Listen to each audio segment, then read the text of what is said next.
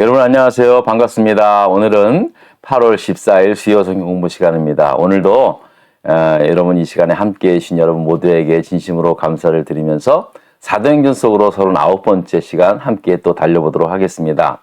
자, 이제 1차 전도 여행을 마치고 다시 그들을 파송했던 안디옥 교회로 돌아온 바나바와 바울은 14장 28절에 말씀대로 그곳에 오랫동안 머물렀다라고 말씀합니다. 이것은 무슨 뜻이냐면은 이제 그동안 지쳤던 몸과 마음을 갖다가 이제 충분한 휴식 기간을 갖게 되었다. 그런 말씀으로 이제 우리가 해석을 하면 됩니다. 자, 그리고 나서 이제 15장에 넘어오는데 이 안디옥 교회에 아주 심상치 않은 일이 일어나게 된 것을 우리는 보게 됩니다. 자, 어떤 일이 일어났는지 15장 1절의 말씀을 우리 다 같이 한번 보도록 하겠습니다. 자, 함께 읽겠습니다. 어떤 사람들이 유대로부터 내려와서 형제들을 가르치되 너희가 모세의 법대로 할례를 받지 아니하면 능히 구원을 받지 못하리라 라고 그렇게 이제 가르쳤다는 겁니다. 자, 여기서 어떤 사람들이라는 게 누구냐 하면은요, 모르긴 해도 아마 유대 전통에 유대교에 아주 능통하고 특히 모세오경에 아주 능통했던 그런 사람들이었다고 봅니다. 이들이 이제 그들도 예수 그리스도의 복음을 받아들여서 예수를 믿었지만은 이제 그들은 워낙에 이제 유대인들이었고 유대 전통에 따라서 그 유대 전통에 따르면은 이 할례는 하나님의 언약된 백성의 어떤 상징이거든요. 그리고 모세의 율법에도 할례를 굉장히 중요하게 이제 가르치고 있으니까 이 할례를 받아야 너희들도 우리와 같이 온전한 언약의 백성이 된다. 뭐 이런 식으로 이제 가르쳤나 보죠.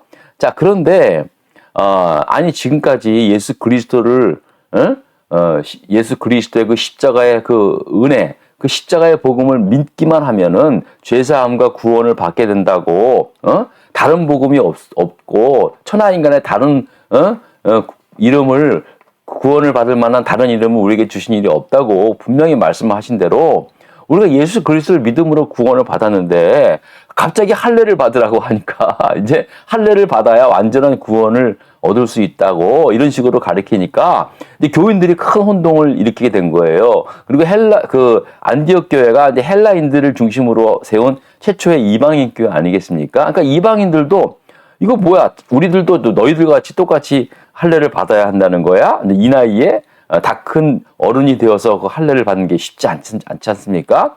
그러니까 이제 굉장히 좀 혼동스러운 그 혼동이 빠지게 됐고 무엇보다 가장 큰 이유는 여러분 기독교 복음의 뿌리는 사실은 성경 말씀 아닙니까? 구약 성경의 말씀 아닙니까? 구약 성경을 부인하는 게 아니잖아요. 예수님도 내가 구약의 말씀을 폐하러 온 것이 아니라 오히려 완성하러 왔다고 그렇게 말씀하지 않았습니까? 그러니까는 구약의 말씀도 동일한 하나님의 말씀으로 그 구원의 능력이 있다고 그렇게 믿는 그런 터라 모세 오경에서 가르치는 할례를 받지 아니하면 구원을 받지 못한다라는 그런 가르침에 흔들리게 되었던 것이죠. 이런 상으로 틀리지 않으니까요. 여러분 그렇지 않습니까? 이왕 받으면 좋죠. 뭐 이런 식으로 한다면은 이제 이거 혼동이 되는 거예요. 네? 여러분 원래 성경을 보면은요. 원래 최초로 할례를 받은 사람이 누군지 아시죠? 아브라함입니다. 믿음의 조상 아브라함. 창세기 17장 9절서부터 보면은요. 하나님께서 아브라함에게 이렇게 말씀합니다. 하나님께서 아브라함에게 이르시되 그런즉 너는 내 언약을 지키고 내 후손도 대대로 지키라. 너희 중 남자는 다 할례를 받으라 라고 이렇게 명령합니다. 그래서 이 말씀대로 아브라함이 17장 23절 그 이하에 보면은요. 이에 아브라함이 하나님이 자기에게 말씀하신 대로 이날에 그러니까 말씀하신 그날에 아들과 이스마엘과 집에서 생장한 모든 자와 돈으로 산 모든 자 곧 아브라함의 집사람 모든 남자를 다 데려다가 그 양피를 베었으니 아브라함이 그 양피를 벤 나이가 99세였다는 거예요. 99세. 99에 아브라함이 할례를 행했고요.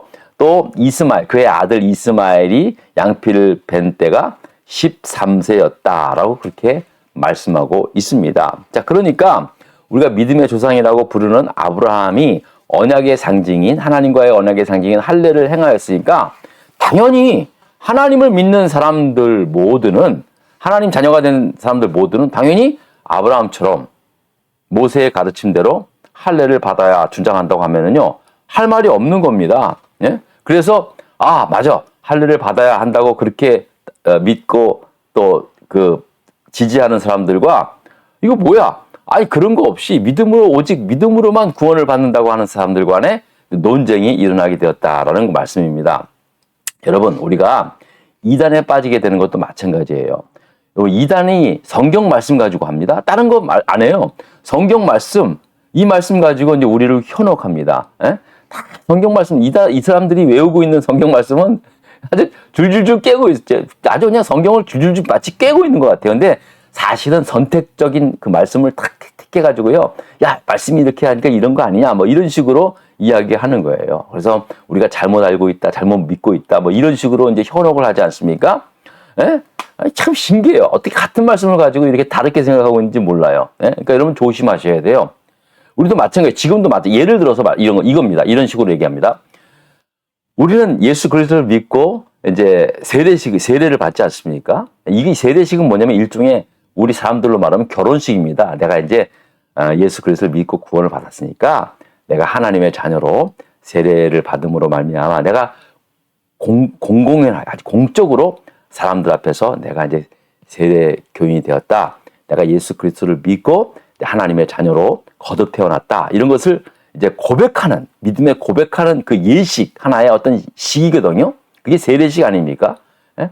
근데 이 세례를 받지 않으면 구원을 받지 못한다. 이렇게 말하면 또 그것도 이상한 거예요. 왜냐하면 분명히 세례는 우리가 구원받은 예수 그리스도를 믿음으로 구원받은 하나님의 자녀로서의 어떤 하나의 어떤 아주 신앙 고백의 예식이지만, 마치 그것이 구원을 주는, 우리에게 구원을 가져다 줄 수 있다라고 하는 어떤 그런 예수 그리스도의 십자가의 구원과 똑같이 동일하게 여기면 그건 안 된다는 거죠. 예? 여러분, 세례를 받지는 않아도, 예수 그리스도 믿음으로 고백하고 예수 믿으면 구원을 받게 되는 거예요. 예?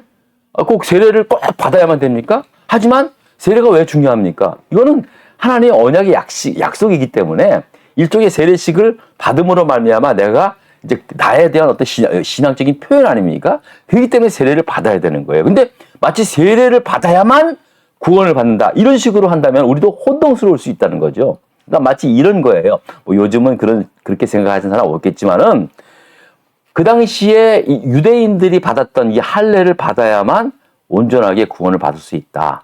믿음으로 구원을 받는 건 반쪽 믿음이다. 이런 식으로 나왔다는 거예요. 그래서 큰 다툼이 일기했다는 거죠. 여러분, 이건 굉장히 중요한 겁니다. 굉장히 중요한 그런 신학적인 문제였습니다. 지금이야 그런 일이 있었겠구나라고 그렇게 생각할 수 있지만은요, 초대 안디옥 교회에 있어서는요, 굉장히 큰 신학적 이슈였고, 이 일로 인하여 교회가 둘로 나눠질 그런 판이었습니다.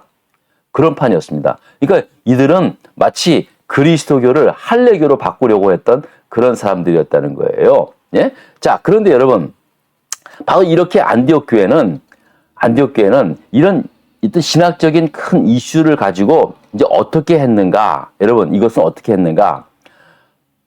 그 문제를 어떻게 다뤘냐면은, 바로 우리가 문제를 보게 되면은 1절을 먼저 보겠습니다. 1절의 말씀. 자, 1절, 문제 1절을 또 문제 1번 말씀을 보겠습니다. 1차 전도 여행을 마치고 돌아온 바나바와 바울이 교회의 전송을 받고 예루살렘에 가게 된 이유가 뭐였습니까? 라고 그렇게 질문을 하게 됩니다. 자, 보세요. 자, 그러니까 이 신학적인 이슈가 할례를 받아야만 온전히 구원을 받을 수 있다. 그렇지 않아도 된다. 예수 그리스도를 믿음으로 우리가 구원을 받는다. 그게 이렇게 양분화됐지 않았습니까? 이 문제가 심각해진 거예요. 그래서 이들이 어떻게 결정을 했냐면요, 바나바와 바울을 예루살렘으로 파송을 하게 되었다는 사실입니다. 예? 자, 2절, 그 성경 말씀 봅니다. 자, 2절의 말씀을 보겠습니다. 바울 및 바나바와 그들 사이에 적지 않은 다툼과 변론이 일어나서 형제들이 이 문제에 대하여 바울과 바나바 및 그 중에 몇 사람을 예루살렘에 있는 사도와 장로들에게 보내기로 작정했다라고 그렇게 말씀합니다. 자, 그래서 어떻게 했냐? 예루살렘에 이르러 바울과 바나바와 예루살렘에 이르러 교회와 사도와 장로들에게 영접을 받고 하나님이 자기들과 함께 계셔 행한 모든 일을 말하매 바리새파 중에 어떤 믿는 사람들이 일어나 말하되 이방인에게 할례를 행하고 모세의 율법을 지키라 명하는 것이 마땅하니라. 그렇게 이제 주장하는 사람들이 나타난 게 된 거죠. 자, 보세요. 자, 2절을 보니까는요, 이제 결국 이 안디옥 교회에서 일어났던 할례를 받아야만 온전하게 구원을 받을 수 있다. 그렇지 않다. 믿음으로만 구원을 받는 거다. 이 두 문제로 인해서 이제 커다란 분쟁이 생겼는데 이를 해결하기 위해서 바나바와 바울을 예루살렘 사도와 장로들이 있는 교회 지도자들이 있는 곳으로 보내게 되는 거죠. 그 이유는 이 신학적 논쟁을 답을 얻기 위해서 이제 보내게 된 것이다라고 그렇게 말씀을 합니다. 자, 그런데 이제 이 문제를 어떻게 이제 풀어가느냐 다음 시간에 또 말씀을 드리겠는데요. 가니까 그곳에서도 바리새파인들은 아주 그냥 모세 율법에 정통한 사람들 아닙니까? 그들도 이렇게 들어보니까 그들은 사실 지금까지는 자기들 다 유대인이었고 유대인들 가운데 믿는 사람들이었으니까 이미 다 할례를 행했으니까 그 할례 받는 문제에 대해서는 그렇게 생각을 안 했다는 거예요. 근데 이방인들도 할례를 받아야만 온전히 구원을 받을 수 있다. 언약의 백성이 될 수 있다. 라는 신학적 이슈가 터지니까 자기들 입장에 봤을 때는 이거 당연히 우리처럼 할례를 받아야 이방인들도 할례를 받아야 되는 거 아니야? 아브라함이 할례를 받았을 때도 꼭 아브라함만 받은 게 아니야. 그래도 그 가족 모두 아브라함에 속한 모든 남자들은 다 양피를 베서 할례를 받은 거 아니겠습니까? 그러니까 너희들 헬라인들도 우리와 같이 유대인들 같이 할례를 받아야만 온전히 하나님의 언약된 백성이 되게 되었다. 이제 이렇게 주장을 하는 사람도 있다는 거예요. 그리고 그 반면에 또 반대로 그렇지 않다. 이제 오직 예수 그리스도의 믿음으로만 우리가 이제 믿는 그대로 구원을 받는다라는 이 두 가지의 큰 신학적 이슈가 이제 충돌이 일어나게 되어서 이 문제를 어떻게 이제 풀어가느냐에 대해서 사도행전 15장에는 말씀하고 있는 거예요. 그러니까 우리가 보통 공식적으로 보면은 이게 이제 최초로 그 초대교회에서 이런 큰 신학적 이슈로 인하여 논쟁을 삼았던 하나의 어떤 서로의 그 문제들을 갖다가 함께 숙고하고 논의하고 그래서 해결했던 최초의 1차 교회의 어떤 총회였다. 이제 그렇게 우리가 그렇게 부르고 있습니다. 자, 그런데 이제 이게 중요한 거는요. 자칫하다가는 교회에 큰 분열이 일어날 수 있는 이 문제를 이제 오히려 이제 잘 이렇게 다룬 핵심적인 교리로 이게 이제 핵심적인 교리가 되거든요. 오직 믿음으로만 구원을 받을 수 있다라고 하는 이신칭의에 대한 핵심 교리를 세우는 출발점이 됐다는 사실입니다. 자, 그러니까 보세요. 이 할례의 문제를 통해서 바울 서신 전반부를 보면은요. 율법과 복음의 차이를 믿음으로 구원에 이른다고 하는 이 이신칭의의 구원의 교리를 구체적으로 그 율법과 대비해 가면서 세워갈 수 있게 된 그러니까 시작이 되었다, 출발점이 되었다라는 말씀입니다. 예? 여러분, 여기서 우리는 중요한 것을 깨닫게 됩니다. 이 안디옥 교회에서 일어났던 이 분쟁들, 이 신학적 논리들, 이것들이 결국은 잘 어떻게 문제를 해결하느냐에 따라서 이 오히려 큰 교회가 쪼개질 수 있었던 이 커다란 이 빅 이슈의 문제를 오히려 이들이 잘 수습을 해서 오히려 기독교 교리를 세우는 데 있어서 아주 큰 디딤돌이 되게 한 사건이 되었다는 거예요. 여러분, 이겁니다. 분쟁을 어떻게 해결하느냐에 따라서 이것이 교회의 성장의 성숙의 큰 발전의 큰 디딤돌이 될 수도 있고 또 이 분쟁으로 인해서 오히려 더 진짜 교회가 쪼개지는 양분화되는 그러한 일이 일어나게 되었다라는 것입니다. 저는 부끄럽지만 우리 미국 장로교도 그렇고 미국의 감리교도 그렇고 이 동성애 문제로 인해서 사실은 교단이 둘로 쪼개졌습니다. 다 쪼개졌습니다. 저희 참 안타까운 사건이 일어나게 되었는데요. 이것이 그냥 단순간의 어떤 논쟁이 아니었습니다. 우리 미국 장로교단 같은 경우는 20년이 넘도록 이제 동성 커플에 대한 신학적 이슈로 굉장히 다툼이 심했습니다. 처음에는 뭐 말도 안 되는 일이다라고 그 하나님의 말씀대로 하나님의 말씀에 위배된다고 해가지고 처음에는 이제 반대하는 세력들이 굉장히 압도적으로 많았는데 점점점 사회적으로 동성애가 만연하다 보니까는요 결국은 교회도 이를 수용할 수밖에 없는 동성 커플도 어떤 정식으로 왜냐하면 미국 헌법이 2015년 오바마 정부 때 이제 헌법으로 넘어갔지 않았습니까? 동성애 결혼도 합법화되지 않았습니까? 그러니까 교회도 이를 수용해야 한다.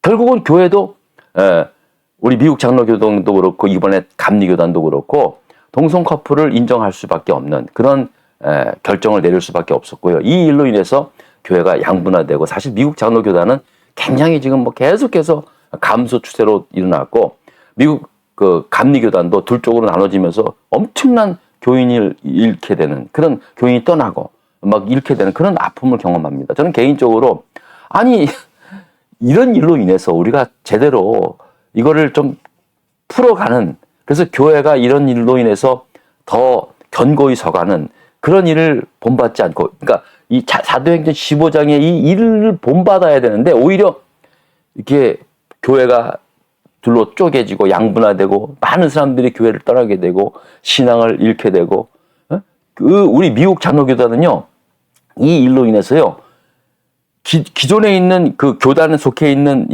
그 교회의 절반 이상을 다 잃어버렸어요. 다 떠났어요. 다른 교단으로 가거나 아니면 탈퇴를 해버렸어요. 감리교도 마찬가지고.